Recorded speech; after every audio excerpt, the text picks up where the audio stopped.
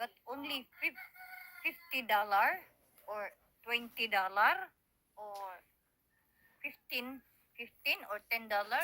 What the heck? Is that what you acting on? To paying on you? To talking to me? You're very beggar. Like asking, please, please, please. You're homeless. Oh, yeah. You're really stupid homeless. Imagine, guys, you keeping asked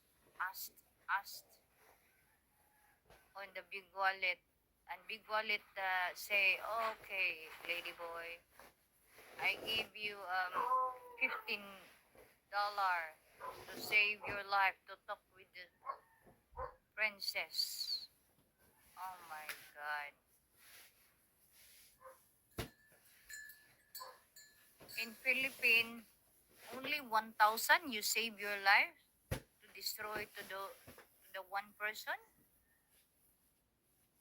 Did afford that one to pay your bill in rent house, something, buy a clothes. Look at your clothes, oh. You have no new clothes. Oh, you look like a China and I am Philippine and you are a China, keeping like a in. Oh, yeah. Did you heard that China and China and Philippines some problem on the sea? Oh, you look like that, keeping like accepted territory, even it's not.